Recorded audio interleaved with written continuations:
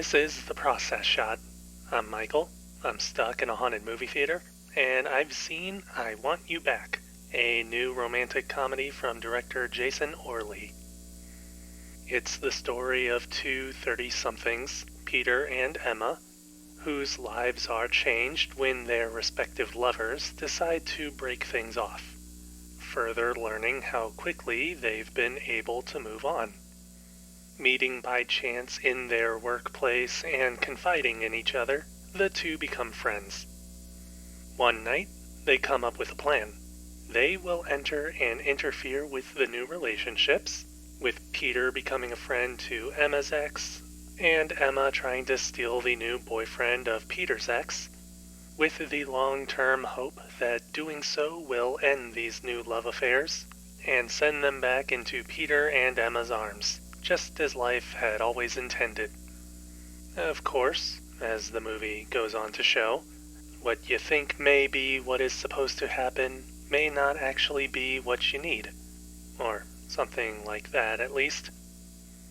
Being a romantic comedy, it sticks pretty closely to the usual formulas for storytelling. After all, you can't stray too far away from the safe cliches and tropes, or else audiences will get scared and confused.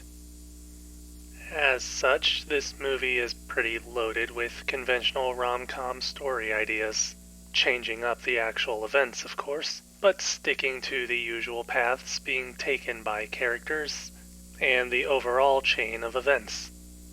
That said, there's definitely more focus given to character and performance in the movie, especially when it comes to Peter and Emma, portrayed by Charlie Day and Jenny Slate, who not only have the most focus within the film, obviously, but spend most of the time putting on a good show and bringing out the best of what they can from the characters.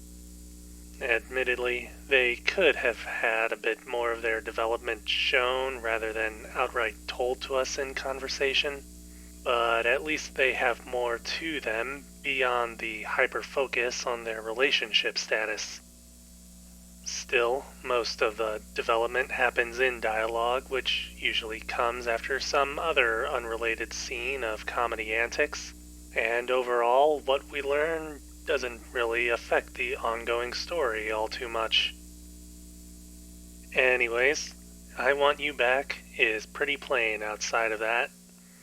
Production values are spread out pretty well, or at least enough that you won't immediately assume most of it went towards paying the cast. But on the other hand, there isn't much to talk about in the way of a creative style. Either sets are constructed really well, or location shoots are the only thing going on in here. But if it's the latter, it helps to add a sense of realism to the movie, and cut costs at the same time.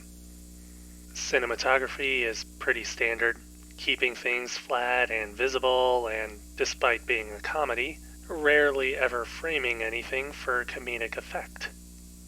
That's not to say there aren't any funny moments, but those are all mostly performance-driven. Everything seems to be focused on the cast, which ultimately does come through rather well, but since there isn't much else that sticks to your mind, the end result is pretty forgettable. The movie may be wholesome and feel good at the end of the day, but it's nothing you'll really dwell upon later, even if you're supposed to be in the movie's target demographic.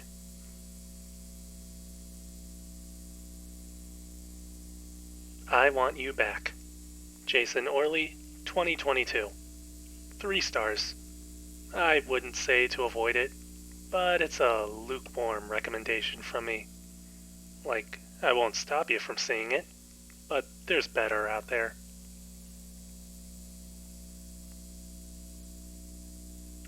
That's it for this review.